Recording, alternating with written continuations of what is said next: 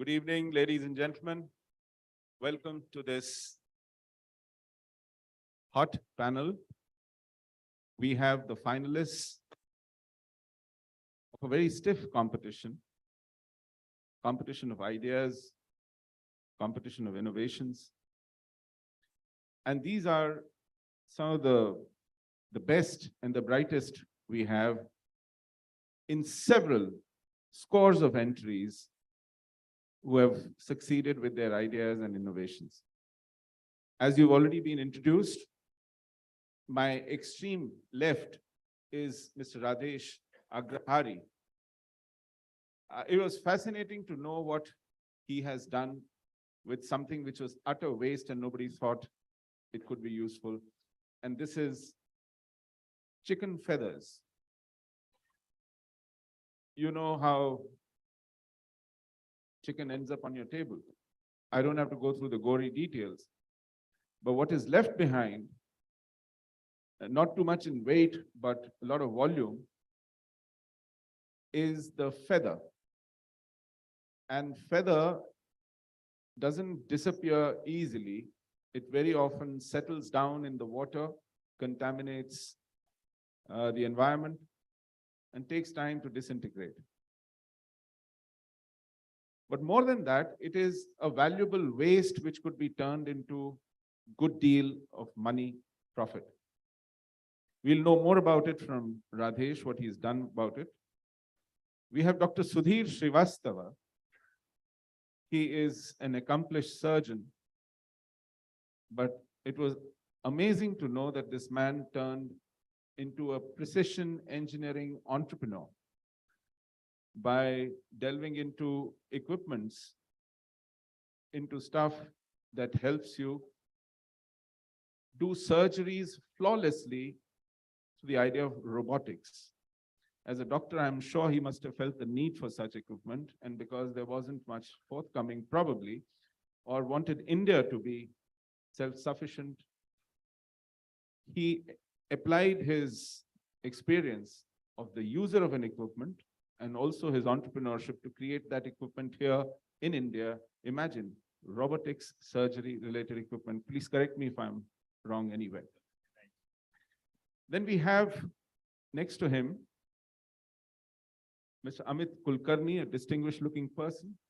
He heads the Power and Utilities Department of Larsen & Toubro. But more interestingly, he's working on the ideas of charging the electric vehicle with least amount of pollution and residues in our environment.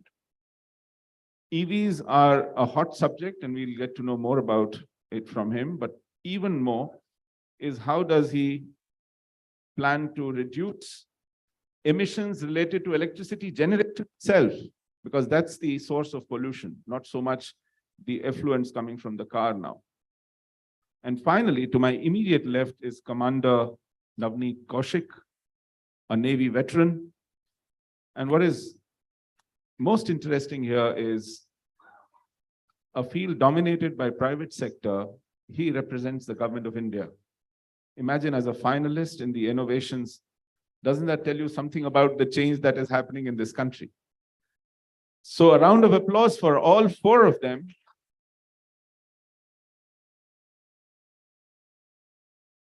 And let's have it from each one of them one by one. Radhesh, what are you doing with chicken feathers? Before starting मैं यहाँ पे सभी से ये पूछना चाहता हूँ कि यहाँ पर कितने लोग चिकन खाते हैं या नहीं खाते? कौन कौन? Can you raise your hands? Oh, India में 65% लोग चिकन एज अ फूड खाते हैं, तो उसका वेस्ट का क्या होता है? अगर आप 1 kg चिकन लेने जाते हैं तो आपको 650 ग्राम चिकन ही खाने को मिलता है, बाकी 350 ग्राम वेस्ट होता है, जिसमें इनर सेल्स, ब्लड, स्किन और फेदर होता है। तो हमारी कंपनी बेसिकली क्या करती है, इस BCW वेस्ट को सैनिटाइज करती है, सेग्रीगेट करती है और उससे डिफरेंट काइंड ऑफ प्रोडक्ट्स बनाती है। लाइक हमने जो फाइबर फैब्रिक बनाया है वो पश्मीना से 10 टाइम ज़्यादा वार्मर है। इससे हमने अभी रिसेंटली फेदर पेपर बनाया है। फेदर पेपर वर्ल्ड का highly insulated hand crafted sheet है। इसके अलावा हम बायोडीजल, लेदर और भी कई सारी चीज़ों पे काम कर रहे हैं। तो हमारे साथ यहाँ पे मतलब हमारे इस बेसिक ऑर्गेनाइजेशन में 1200 ट्राइबल वुमेन्स हैं जिनके साथ हमने एक क्राफ्ट था 1928 में, ब्रिटिशर्स के टाइम पे वो खत्म हो गया था, वेट स्पिनिंग। जैसे पुराने टाइम पे लोग हाथ से स्पिन करके कपड़े पहनते थे या बुनते थे, तो वो उस क्राफ्ट को हमने इधर रिवाइव किया है। और हमारा 65 ग्राम का मफलर 9 kg कार्बन फुटप्रिंट कम करता है। और अभी तक हमने 57 मिलियन kg कार्बन फुटप्रिंट कम किया है। Thank you. बहुत बढ़िया। आप कंपीट किससे कर रहे हैं? सर अभी तो synthetic and main made fibres, जो कि बहुत ही ज़्यादा एनवायरनमेंट को हार्म करते हैं। और वैसे तो मेरा ये फेदर फाइबर बेस्ट अल्टरनेटिव है कॉटन, वूल और मैन मेड फाइबर्स का। और प्राइसिंग में कितना कंपेटिटिव सर है? प्राइसिंग के लिए तो मेरा फेदर 5 रुपए का आता है, जो मार्केट वैल्यू 10,000 रुपए की है। दोबारा बोलिए। सर 5 रुपए किलो। अच्छा। और इसकी इंटरनेशनल मार्केट वैल्यू 10,000 रुपीज। और बाकियों के मुकाबले? सर बाकियों के मुकाबले तो बहुत 1000 गुना कम है। लेकिन अवेयरनेस, कौन से ऐसे हैंडीकैप्स हैं या रेजिस्टेंस पॉइंट्स हैं जो कि किसी व्यक्ति के दिमाग में आएंगे कि मेरे गले के चारों तरफ पश्मीना नहीं, चिकन लिपटा हुआ है? अच्छा सर, पश्मीना की बात करें तो इंडिया में 28,000 भेड़ें पूरे वर्ल्ड को पश्मीना पहना रही हैं। इट इज़ नॉट पॉसिबल, क्योंकि उसमें विस्कोस और मैनमेड फाइबर्स मिले होते हैं। दूसरी चीज़ ये कि पश्मीना या सीप वूल, मैं पश्मीना की बुराई नहीं कर रहा, बट उसमें कई ऐसे लोग हैं जिनको वूल से एलर्जी हो जाती है, बट फेदर में ये प्रॉपर्टीज नहीं होती। और उसके अलावा भी जैसे वूल है, उसको 1.5 साल लग जाते हैं मार्केट में आने में, कॉटन को 8 से 9 महीने लग जाते हैं, इवन देन सिंथेटिक फाइबर से उनको भी 6 से 7 महीने लग जाते हैं। बट हमारा फेदर ये 7वें दिन मार्केट में रेडी टू यूज अवेलेबल रहता है। तो 2010 से 2019 तक तो सर बेसिकली रिसर्च ही चली। अभी रिसेंटली हमने अपनी कंपनी स्टार्ट की है, और 2019 में 7 मंथ में ही हमारी कंपनी का टर्नओवर तकरीबन 7.5 करोड़ रुपए था। और अब हम टेक्निकल पेपर्स की तरफ जा रहे हैं, जहाँ पे हम सेलुलोजिक मटेरियल को चेंज करेंगे, जहाँ वुड पल्प। अब देखिए कि यूपी में तकरीबन 23 लाख पेड़ कट जाते हैं, तब लोगों घरों में न्यूज़पेपर आता है, और वो वुड पल्प से बनते हैं। तो हमारा वो मटेरियल एक बेसिक पेपर से लेके इंडस्ट्रियल पेपर को इजीली रिप्लेस कर सकता है, और उसकी रॉ मटेरियल अवेलेबिलिटी इतनी ज़्यादा है कि कोई काउंट ही नहीं कर सकता। ये जब आप कह रहे थे कि वूल को आने में साल भर से ज्यादा लग जाता है और ये 7वें दिन आ जाता है, तो आपकी slug line fresh of the skin तो नहीं है? As soon as it is plucked, served hot. No no no sir, ये मैंने कहा ना, चिकन एज अ फूड खाया जाता है। इंडिया में सबसे ज्यादा अगर कमी है अगर फूड में, तो प्रोटीन की कमी है। तो चिकन सबसे सस्ता है, मतलब पनीर से सस्ता चिकन है आज की डेट में। You are not promoting chicken, come on. You are only promoting chicken feather. No, to pitch in for him.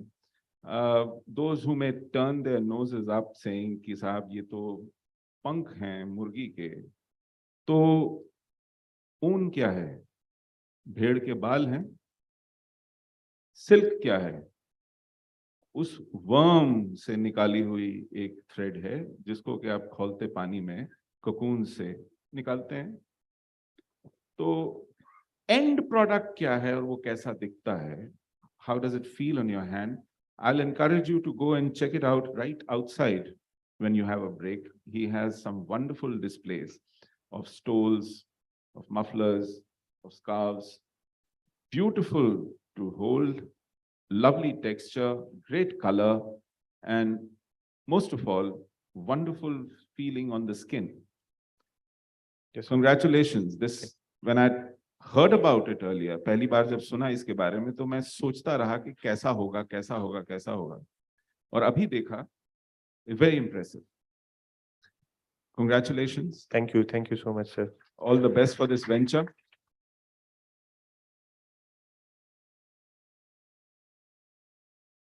We have another fascinating example, as I just mentioned, Dr. Sudhir Srivastav. He had a thriving practice abroad. Yes. You were in US Yes. and you were treating patients there. As I said, he was a surgeon. Yes. और आप भारत वापस आए. Ji. You are part of the reverse migration of our talent that had happened years back. Yes. We lost best of our doctors and engineers to the West. And you're one of those who has come back. And come back how? Not just to carry on what he did there, but to start something completely new where there was a huge need gap, both in terms of hardware, technology, management, and understanding. I think here the understanding of the first consumer of such an equipment comes in very handy. बताइए sir ये कैसे हुआ? आपके idea कैसे आया सबसे पहले? Ji. So I lived English, Hindi, anything goes? Anything goes. Okay, great. So lived in US for most of my adult life and got trained in surgery and cardiothoracic, and then went back to US to practice from Canada. And like all others, we were trained to split the sternum and or do heart surgery operations. So it was great for the surgeons, but not for the patients. So somewhere there was always this desire, how can we reduce the morbidity for the patients?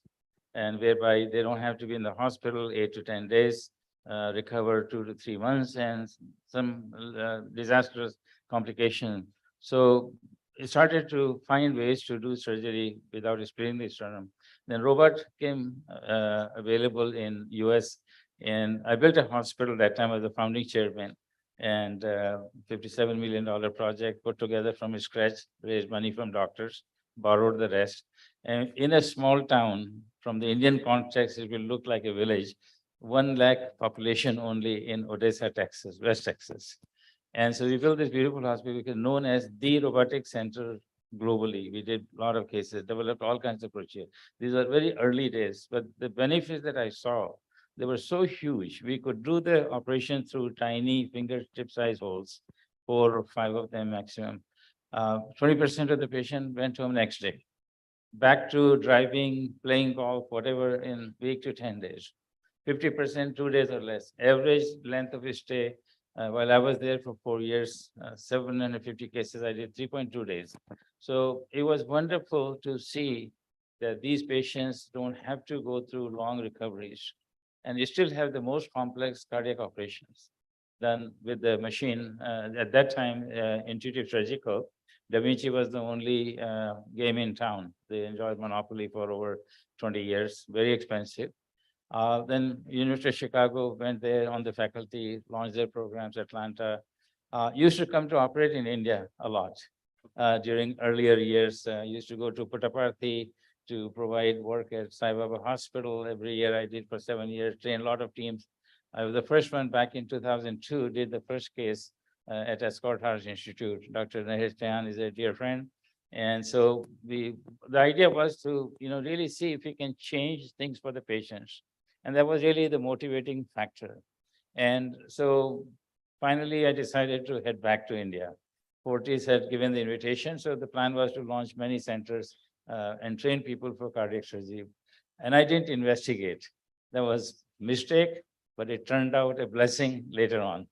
It was very difficult in the beginning, did not know the business culture, had no idea about the affordability factor, how it impacts.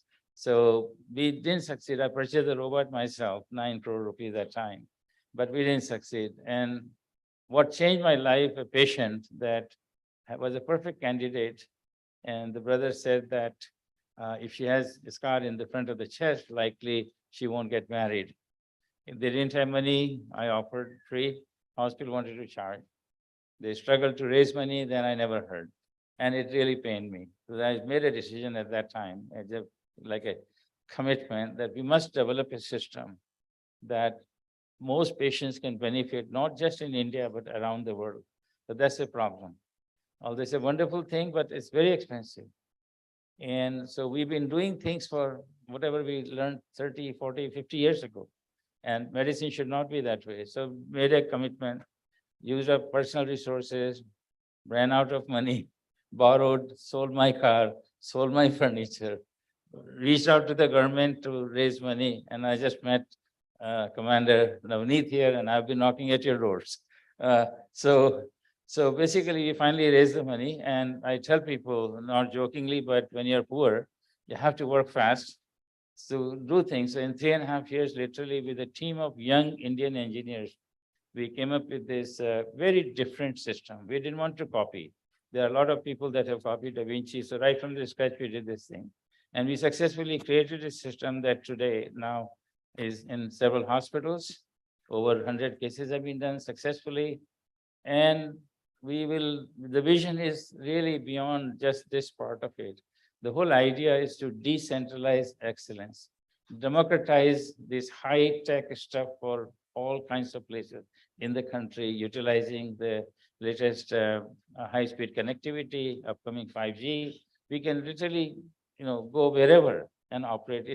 Robotic surgery is truly a teleoperation. I'm not by the patient side, so I can take the same signal wherever, remote control. So that's kind of, the story. It's not easy, but I was just determined. This is wonderful to hear. I would like to know what kind of a cost difference have you been able to make? Yeah. So our system, just to give the you, patient, that is. comparison, it's around 4.5 to 5 crores. The competing, the giant is around 15 to 18 crores. Some hospitals we have heard from the government side, because somehow they are able to get money from the government, 40 crores, 25 crores, and just boggles my mind. Why would these hospitals pay this much money when we have a Make in India product? And so somewhere, hopefully, gradually, we will change that thinking. But yeah, there's a huge difference, and per procedure cost, maintenance, everything is less than 1/3 that of the intuitive surgical system today, with similar performance. And also our system will do all specialties and on top of the cardiac. And I'm very passionate because no one is touching cardiac, including intuitive surgical today.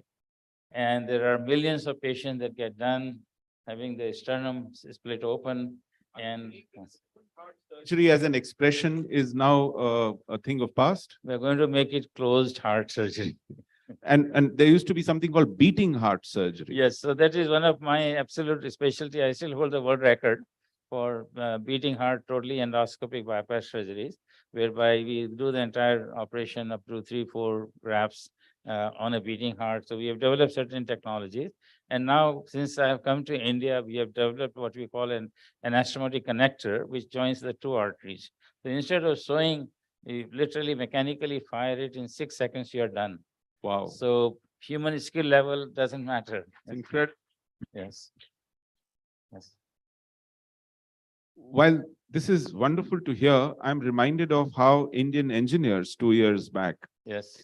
created testing kits for coronavirus, created oxygenators, Yes. created ventilators, which were much cheaper and perhaps more effective, less complicated, and things that were generally imported most of the time. That was the de facto response. Yes. But today we have an array of varieties of such technology-led products, again forced by circumstances, conditions. And here you see how needs, emergency needs, lead to incredible innovations and savings. Congratulations Thank for you. this feat. Wonderful to hear from you. Very Thank you. inspiring story. A round Thank of you. applause. Now comes my favorite subject, electric cars. Sir, producing electricity also is a very polluting business. Yes. Just because cars don't emit fumes anymore doesn't mean the electricity, the power they consume, is without its pollutants. But here is Mr. Amit Kulkarni. He's head of power and utilities from Larsen and Toubro Technology. Now it's called L&T Technology. L&T Tech. And they are trying to create solutions to charge up your electric vehicles in a non-polluting manner. So you can not just thank yourself for not polluting your immediate environment because you're driving an electric car, but you can now live guilt-free that the electricity your car is consuming is not polluting some other place simultaneously. How do you do that? Well, you know, sustainability is the buzzword. It is impacting a lot of areas, materials and, manufacturing, water management. But the biggest impact this has had is on the energy in general. And, while, the energy aspect, it is kind of impacting the traditional generation which has been there, but that has been more linear innovations that we have been seeing.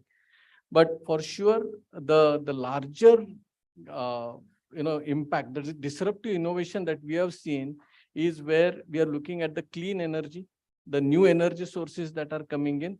And along with that, actually using these energy sources in the end applications for the industry or, even for our daily purpose.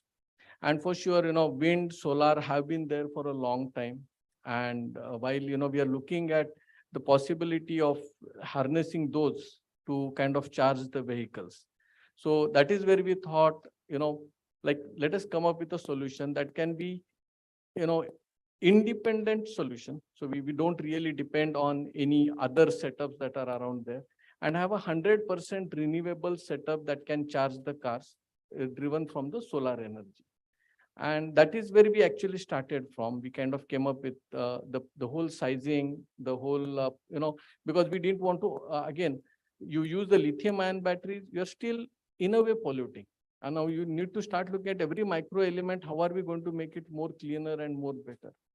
And so we had to kind of optimize the whole setup in sense that we don't overuse the batteries or we don't overuse the inverters. And so we have come up with a solution that we use around 20 kilowatts of the solar, which could be fit on a set platform of, a standard petrol pump kind of setup.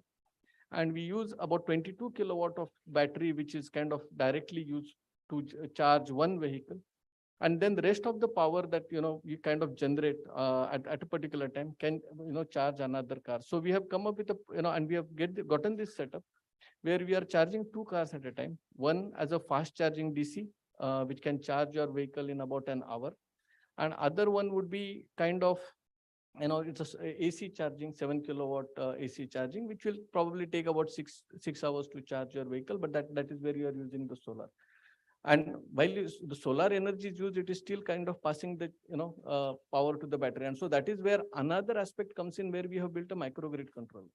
So you need a smart controller that kind of keeps checking how much power is available in the battery, how much is the demand that is coming, where the vehicles are being charged, and where we need to kind of transit the power or pull the power from. So that is kind of the heart of the whole setup that we have made. And now we are moving ahead. We have kind of brought in a green hydrogen element along with it, because we strongly believe that in coming time, it is not just going to be the battery, because battery will still have a challenge in terms of its salvage and end of life management. And hydrogen, as it's becoming more accessible, is going to play a big part. And possibly we kind of envision a future where we may see a hybrid of a hydrogen with a battery, where rather than charging the cars at a charging station taking a long time, you can actually possibly have a container of a hydrogen that kind of charges your battery on the move. So you possibly have a fuel cell or something. So that kind of reduces the size of the battery still further. So your lithium ion usage is minimized, and you can use the hydrogen for those kind of cars. So we are already building a prototype. We have already converted a floor mopping machine from gasoline to battery. And now we are already hybridizing it so that we can take it to further. And another element we are just adding to it now is, in another 7 to 8 years down the line, when you have your first set of EV batteries coming to end of life, we are going to have a problem of how are we going to manage all the battery stacks that are going to come out, because it's not really easy to dispose of lithium ion battery. So we are working on a solution now, and this is already ongoing, and we know it will happen, where we will use these lithium ion batteries, the second life battery is what we call it. And we would use it to kind of build a stackable stationary storage solutions. And this would be used primarily for portable charging. So if I have to take, we are going to run into problems where cars are probably stuck because the charging is gotten over, just like, we still do with the petrol. Now we would come up with a solution to kind of be able to reach the location and be able to kind of charge those vehicles there. So this is how we have kind of thought, and this is what we have set up. No, this is wonderful to hear, but batteries is something that you can't wish away because you need a storage device unless you are able to use the power on the go. As it gets generated, it gets consumed. But storage is a big requirement still. Absolutely. Storage, I mean, we cannot wish it off. I mean, we can minimize, we can optimize, we cannot wish it off. But I believe the technology is moving ahead because, the world is moving, kind of looking at alternates for lithium ion and the cleaner and better options. And Iron is something which exactly. is, So this is and where phosphorus ion is another one. yes. So vanadium, redox, aluminum. So a lot of these elements are coming in, which is called a flow battery. Now the flow battery is more of an electrolysis process. It doesn't really use this material, and which will be more cleaner. Now it is an early stage. It is proven, practical. It is available. It is being used. It is just that, it has to become more easily accessible to kind of start replacing the lithium ion. So this is a renaissance for energy management, I would say. So storage is one thing, and generating power through renewables or let's say natural sources is another. And that power is not available on the tap in the kind of volume you expect. Suppose you have a 50 kilowatt hour battery and it needs to be charged fast. A solar panel minus a storage device may not be effective. So you need huge storage devices for a regular storage of power as and when needed. Perhaps that storage device can recharge. Yeah. So you kind of do an optimization where your battery could be available for one charge, but then your solar is still available. So you probably are using. So as of now, we don't have too many cars to charge at a point, because even now it is still an entry point. And we believe that miniaturization of battery is the future. Ability to kind of generate green hydrogen is the future. And these elements have to come in along with the batteries to kind of do a kind of a simultaneous power management at a time, all on the renewable driven, to kind of start managing the load. But as much as we can reduce the grid based consumption, because just imagine, when we have huge number of electric cars and everybody's plugging in to kind of charge those vehicles, the load on the grid is going to be substantial still, as much as we can minimize. No, it's interesting to hear about hydrogen. I must confess here, I sat in a hydrogen fuel cell car last August. And when I inquired more about it, they said the huge challenge is the low temperatures at which the hydrogen needs to be stored and transported. Yes. And that has become one of the biggest bottlenecks or handicaps for using this as a fuel. Absolutely. It is, because, it gets actually into the cryogenic level where, you have to manage. But I think there is a technology that is coming to enable that. There are alternates that are coming, because today you not necessarily have to use it as hydrogen, because right now we are working on a project where we are using ammonia as a fuel for driving a marine engine completely. Now, if I can drive a marine engine on ammonia, I can as well drive a vehicle on ammonia, and ammonia is much easier to handle, safer to handle. So, the lithium ion batteries will be having as much, maybe, the possibilities, but the alternates that come along with this clean fuel, and hydrogen is just one. We call it gasification. We don't call it hydrogen. For us, it's gasification, because there is going to be methane, there is going to be ammonia, there is going to be hydrogen, even biogas for that matter. In fact, electrification is the buzzword today, and everything getting converted to this is a fact. So today, yes, it's a challenge, but in coming times, I don't see that to be going to be such a big challenge. I think hydrogen will compete with the battery operated cars, and possibly a hybrid is the future, where both of them would be kind of working on the same vehicles. This is great news. More power to you. In fact, L&T is one of my favorite companies. It's not owned by any single industrialist or an entrepreneur. It's a professionally run company and it's doing wonders in our corporate landscape. It has had takeover bids by the big money bags in the past, but it has somehow fought them off nice and proper. And it is foraying into newer areas, which is what the crying need is for our economy, especially in a power-starved country like ours. We depend on hydrocarbon fuels. We are perhaps the second largest energy importer in this world. So now you know how critical it is that we develop these sources. And a big round of applause for Mr. Kulkarni, and wish you great success in these ventures. Thank you so much. Our final participant today is Commander Navneet Kaushik, a Navy veteran. And that is wonderful. Can I shake your hand, sir? Great honor. And even bigger surprise is that he represents Government of India. He represents Department of Science and Technology, and he is the project director there for the startups. So I don't know how many of you have an elevator pitch ready, because here's Mr. Moneybags from the Government of India. Sir, how are you making things happen? Am I audible? Yeah. So first thing, I just wanted to know how many of you know about us, Technology Development Board? How many of you have heard us before you saw me in the, jury awards? Yeah, so you can see the number. Now, if I tell you that we have been in existence from last 25 years, and if you see like in India today, after the COVID, there are 7 COVID vaccine manufacturers in India today, and 6 have been funded by us. And not today, when they were in infancies. The first vaccine which was made in India was funded by us. That was Santa Biotech. The second project was Bharat Biotech, which was funded by us.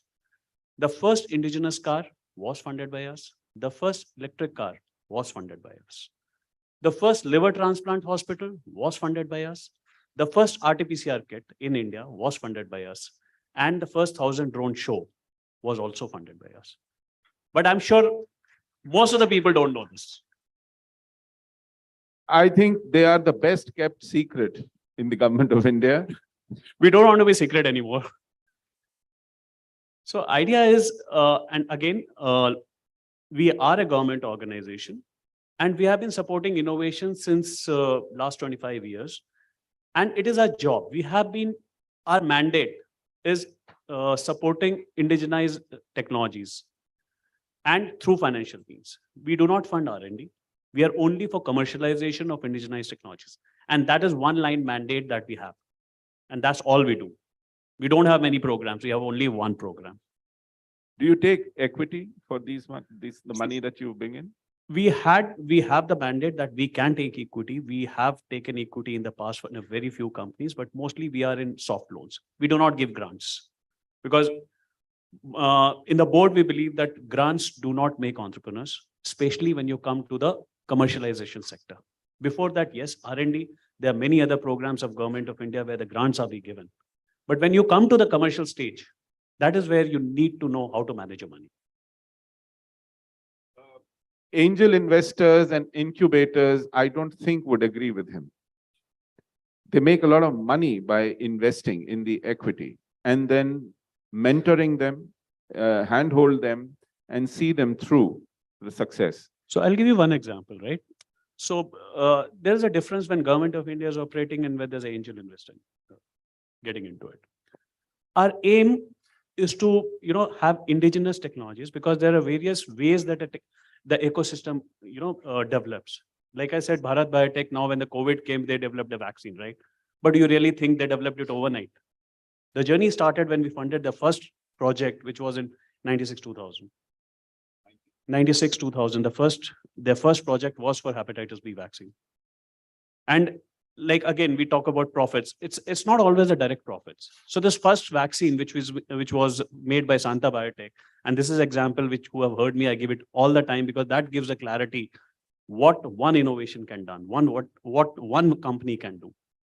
So when we funded this company, the cost of hepatitis B vaccine dropped from $23 a vial to $1 a vial across the world.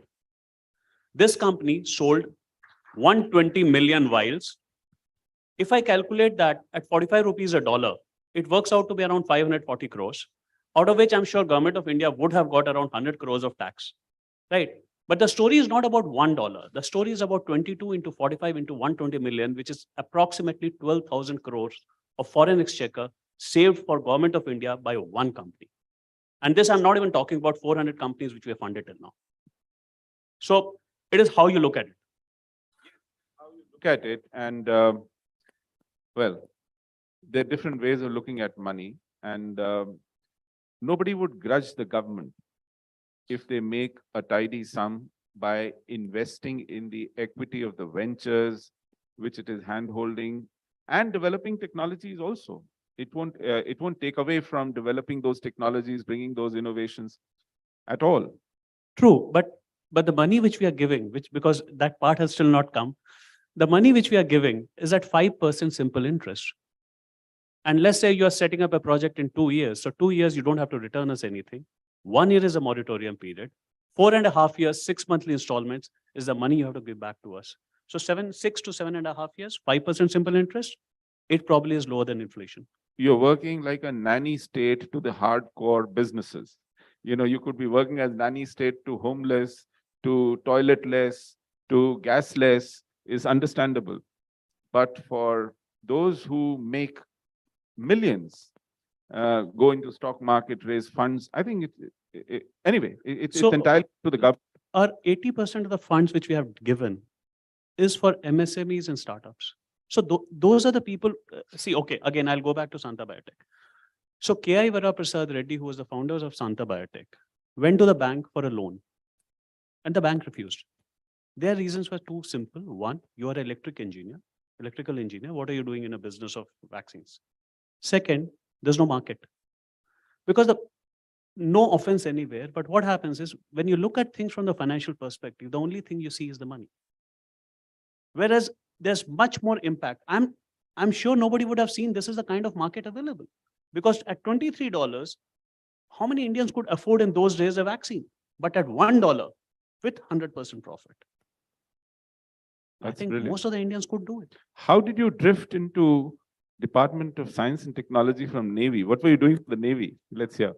So my journey has been interesting. Like forces, you don't choose. You get what you get. So I opted for engineering, and after that, I did my master's from IIT Kharagpur in material science and engineering. Lucky to have kind of appointments I had. I was into project management, then I was with acquisition wing of Ministry of Defense, then I was with quality assurance. So this gave me an overall view of how things function. And I've handled a lot of, what you can say from this side, a lot of contracts, a lot of RFPs, what is required by the government, what are the problems which you face. Like I understand what the industry faces problems when it deals with the government of India, and I have been part of it. So I understand both sides. And when I came here and there was a vacancy, like I was thinking of, migrating. But then when this vacancy came, I said, if in India we can develop certain technologies, I think I've done my part. Then you are the best person to ask this question. You said RFPs and acquisitions. I know this for a fact that India, to have its own rifle, now has an imported rifle factory being established somewhere in UP.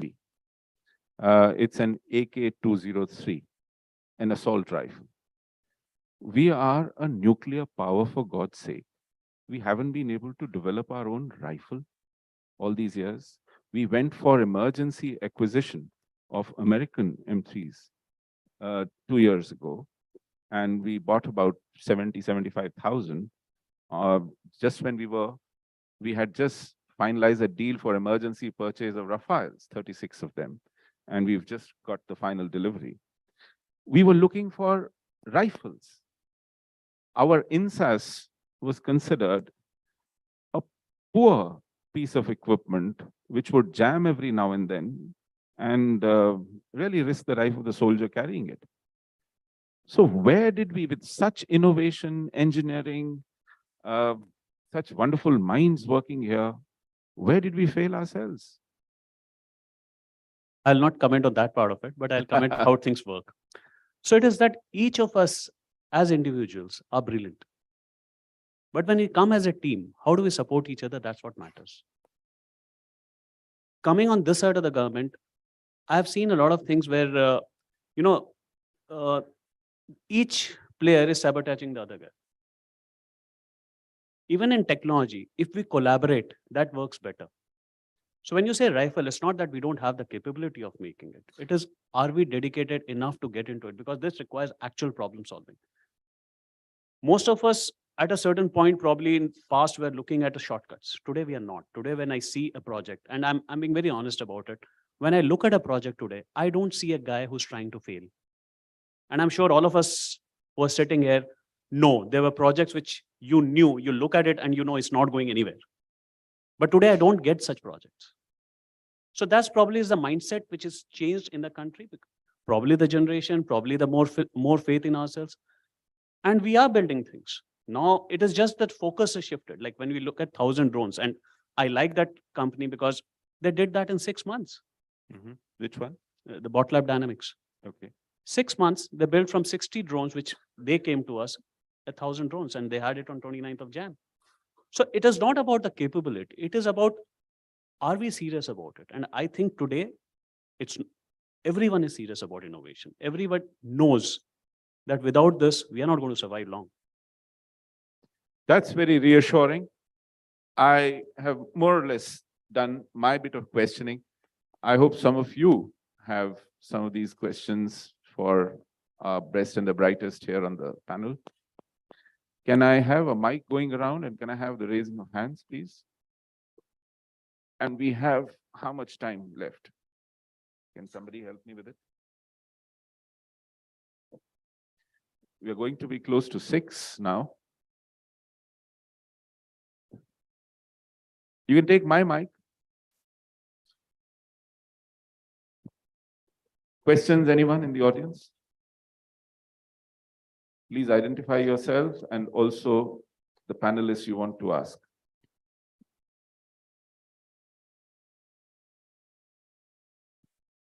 Here, lady in the front row. Good evening. My question is regarding robotic surgery, right? Sir, as a doctor, you're back from India and you're doing things very good for our country. That's wonderful. Everybody needs to follow your path. Now, in India, we have seen a lot of corporate hospitals mostly, right? And the mindset of the physicians, those who are working there, they are very good. And they have trained, but they have their own perception. Now, what is the challenge you have been facing in making them take a look at your device? And to make, because generally we have, right, as he said, people are changing now, serious innovation. All this is happening only past to be very truthful and honest, it has been only past few years. Could you identify yourself, please? Yeah. So, what's your name? My name is Professor Anandi Ramachandran. I work in the area of digital health. I work in International Institute of Health Management Research, Delhi. Thank you, Professor. Yeah. So now my question is, sir, when we made in India, I know we have a kind of laid back feeling when we compare the products. So what is the challenge you face? It's more of an obsession for the foreign, more trust in things coming from Siemens and GE than coming from Dr. Kaushik. What is it? Sorry, Dr. Srivastav. Okay. I think it's a great question. We do face this issue because Intuitive Surgical has 27 years of head start. But I can tell you one thing, considering our population, 70,000 hospitals, there are only 140 total robotic systems over last 20 years. And that's a shame. And the cost was a major factor. These big boys didn't want to address. I used to talk to them, develop something that is affordable for the rest of the world. But as my son, Dr. Vishwa, is sitting here, he says, the forgotten world by some of these industries. So what I found that I think that generally speaking, we just introduced market launch like a few months ago. There's a huge interest there will always be some skeptics. It's just like some people who have money, they will buy Mercedes, others want to get around. And it's not that, see, we are selling Mercedes as a price of ambassador. There's no compromise. So I think there is a huge enthusiasm, at least based on what we have found. And the younger generation, they want to adopt the newer technologies. Patients are familiar. They look for robotic surgery today. The biggest hurdle always has been cost. And yes, it will take us time to get there, and we will succeed, because ultimately, I think also people are taking a tremendous pride. We want to purchase something that is made in India. At some point, we must come up. This Brilliant. whole Make in India and Atmanirbharta will not occur if we keep buying things from outside. When are we going to develop? We have seen all the impact of global issues that occur, pandemic or geopolitical issues, they can literally mess up. And so at some point, the only way for a country to come up and compete is we do Yes. it here. Yes. I think that sense of trust and pride, both, Yes. are very, very visible. Unlike the So gentleman in the front I'll row. just take this one Please. one more step ahead. So what happens is when you ask about the trust, what I saw, I think it's around 15 years back, I was attending one of the conferences. So there was a, Indian Garware war ropes, and there was army officers. We were just talking about the requirement of a cargo net, which a helicopter uses to pick up a net, to pick up a jeep or something. So during the discussion, it came out that the Indian army was buying this cargo nets from UK, and Garware war ropes were supplying to UK. But you see, even army was not wrong, because the typical perception is when an Indian company wants to supply to India, the quality does not remain the same. And that is what we probably have to focus on, that it doesn't matter who you supply to. The quality has to be the best, what you're giving to your customer. Yes, I think those perceptions need to be corrected as well. When Tata's announced that they would get into automobiles, passenger cars, there were a lot of skeptics, and their proposals to make cars in India in collaboration with Honda were shot down by successive governments. That is when they said, to hell with the government permission for collaboration, we'll do it ourselves. And today, they are competing with the world's best and giving us really world-class cars. I'm not here with a brief from Tata. I'm just giving you an example. We funded Indica. You did? Brilliant. Indica, the first car. Yes. What a wonderful journey it has been. It's about 22 years ago that the first car rolled out. And today they are the best-selling EVs in India. More power to such ventures. Sir, you had a question. I am Dr. Manoj Pateria. I also belong to the Department of Manoj Pateria. I also belong to the Department of Science and Technology. And I would like to supplement some of the points that our esteemed innovators have made. The one that question you have asked with our Commander Kaushikji, he has very nicely, I must appreciate, has handled your questions. I would like to supplement that this Varaprasad Reddy story is really fascinating, and I am a fan of him. He has struggled a lot, and the point that you were asking, that why government is not making money out of these ventures. The point here comes as government is spending money as a venture capital. TDB, as a matter of fact, when came all together in existence for solving this problem, because whenever you go for some innovative idea to the bank, they will not support, they will not lend the money to you. So to resolve this problem, the TDB, the Technology Development Board, came into being for supporting the venture capital. So this is the objective for major public good. As this cost of this indigenous vaccine, this hepatitis V, came down from $23 to $1. So this is how the government has helped really in the public good in large way. So that is the kind of objective that government has and supporting such kind of endeavors. Second point, there was some question that why not publicity? Why the people don't know about this feeder this thing? So there is a problem in our society. This is not indigenous, even this is a global problem. Good news and no news in our media. Media only makes headlines only with negative news items. So there we require some innovation for promoting good news in the country. Thank you so much. Could you please pass the mic on by the time mic reaches there? Let me add here, government supports these ventures through money. Now, whether you call that money a loan or you call that money equity, will still remain the money to support the venture. I'm sorry. Why I'm saying that there should be an equity participation there is because equity comes with a much better return, because not every venture that you support with loan may succeed, because these are risk ventures. Mhm. Each venture has its own risk quotient.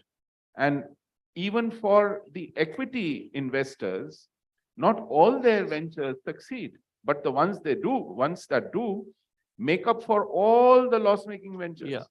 So equity culture, and it isn't that government has never done it. Let me give you the example of Maruti. When the cars were built here, it went into a 40% venture with Suzuki. All they did was give land and participate in the equity. And had it been a good government, when they started diluting, they would have made good money. Mhm. So your Successive governments in 90s just threw away their equity to Suzuki. Yeah, Osamu exactly. Suzuki. Anyway, That's your the point- point I want to make, because while we are on Shanta Biotechnic, my name is Madhavan, I'm a labs journalist, so I have to, he's talking about media not being, he should be glad that the media didn't take up the Shanta Biotechnic case, because to me, it is equivalent of a 2G scam. I'll tell you how. Shanta Biotechnic was acquired by Sanofi Aventis for 3,800 crores, 8 times its sales of 440 crores. And if the government of India had invested through the TDB in 96, its exit should have been close to a value of profit of 1,000 crores at least, on my counting, because an angel investor tends to make the maximum.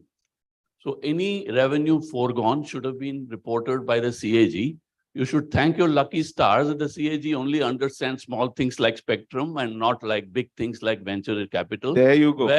So you need to have a proper quid pro quo arrangement in which the government cannot be a vague partner. If 2G is a scam on the grounds that you gave spectrum cheap to make electricians get jobs, the same logic should apply. At least that 1,000 crore could have been invested in other startups. So we are a vague country in the name of public good. If a government gives money, it is an equity partner and has all the rights and responsibilities for venture capitalists. And I'm afraid we can be saying all goody things, but if it is money and you make it and I don't get it, it's a scam. Thank you. So my for- question, I'll just I would like to supplement. ask a question to. Thank you for Somebody is supporting asking, my probably I'll argument.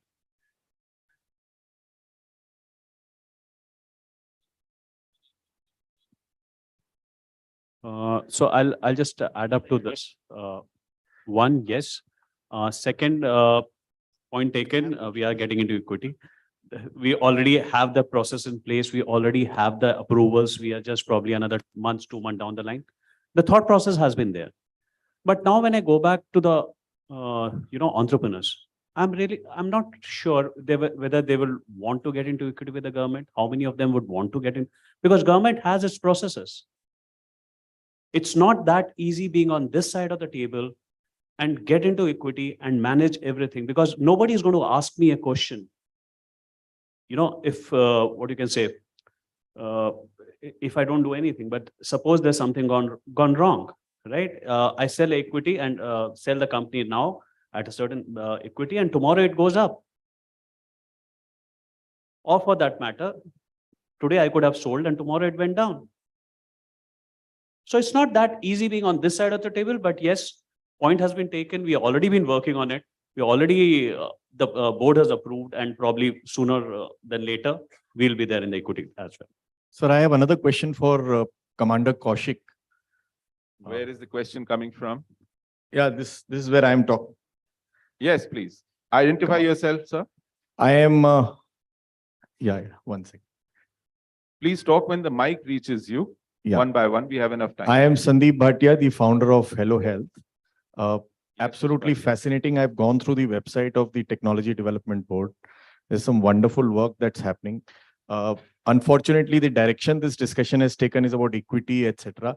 As a founder of a nascent startup, I can say whether it's equity or it's debt. जब पैसा चाहिए होता है तो पैसा चाहिए होता है at whatever terms. You know, when you have to grow, you need money, and especially for commercialization. So my question, or rather point, is slightly off the track as compared to what's being talked. How about engaging more with accelerators? How about engaging more with incubators? Because they are the ones who keep a track of which are the startups which are now entering the commercialization stage. And they could really be, I mean, you could catch them young if I were to. I saw some large projects that have been funded by you. I saw on your website.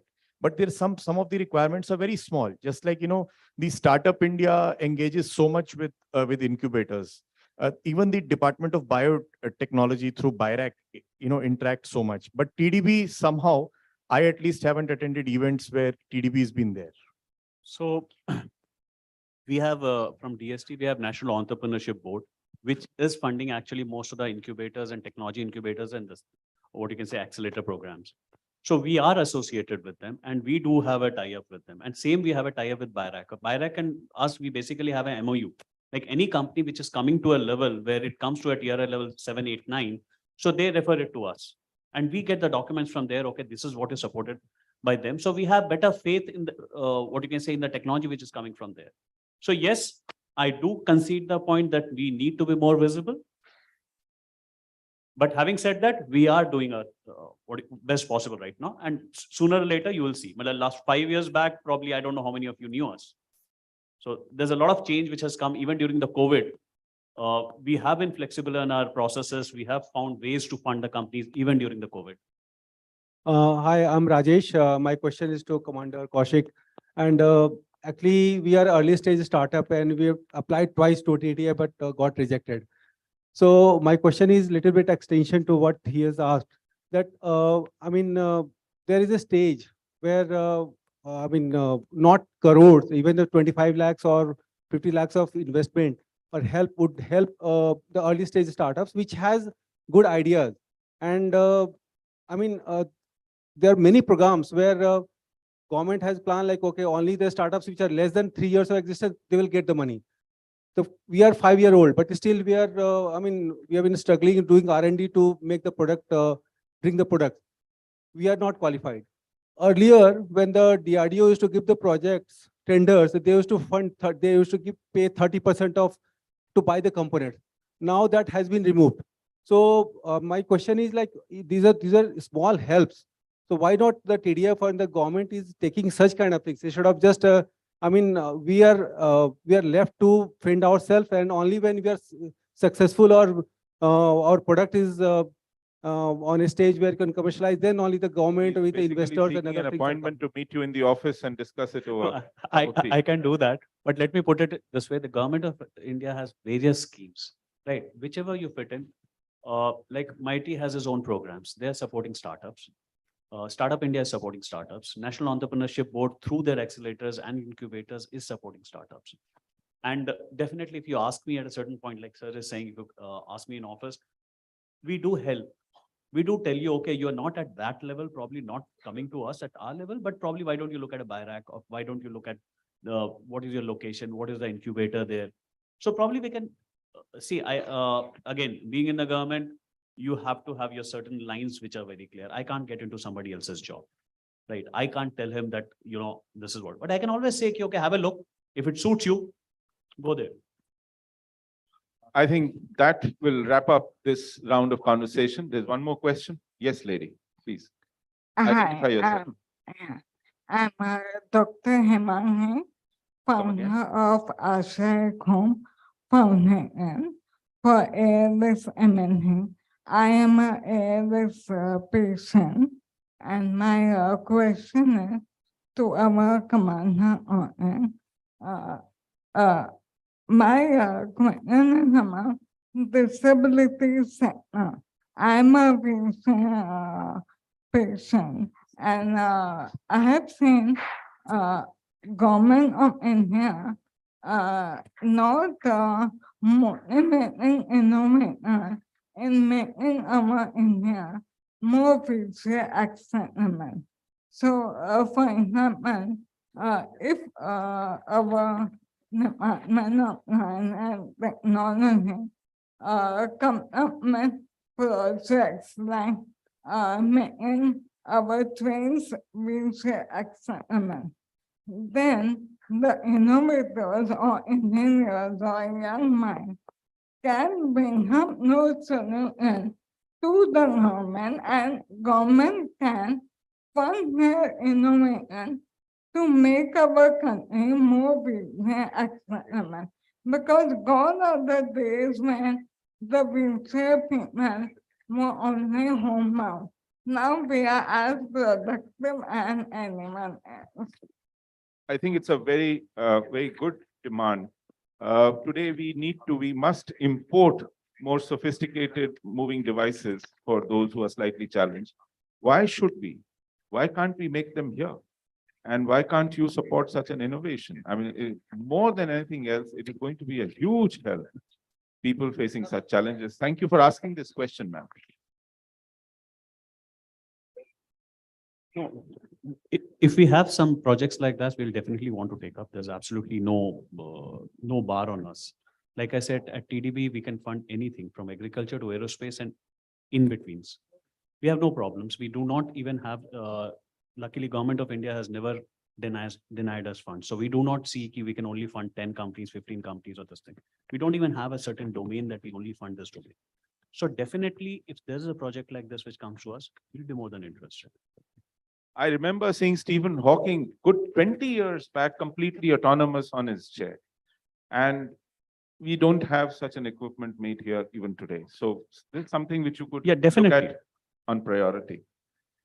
Should we call it quits now? Thank you so much for being very interested and involved audience. Thank you so much, my panelists, for exciting us and thrilling us with all the ideas and innovations that you've brought about. All the best to you, more power to you, and a round of applause for them. Thank you. Well, thank you very much, gentlemen. Thank you, Sushil, for moderating. If you could please come up in front for a photograph. We'll have a group photograph with you all. Well, we're making memories here at the 13th edition of the AG's Graham Bell Awards. Please put your hands together, ladies and gentlemen, for our esteemed guests here on stage, Radesh Agrahori, Dr. Sudhir Srivastava, Mr. Amit Kulkarni, and Commander Navneet Kaushik. And once again, thank you very much, Sushil Pandit, for moderating this discussion.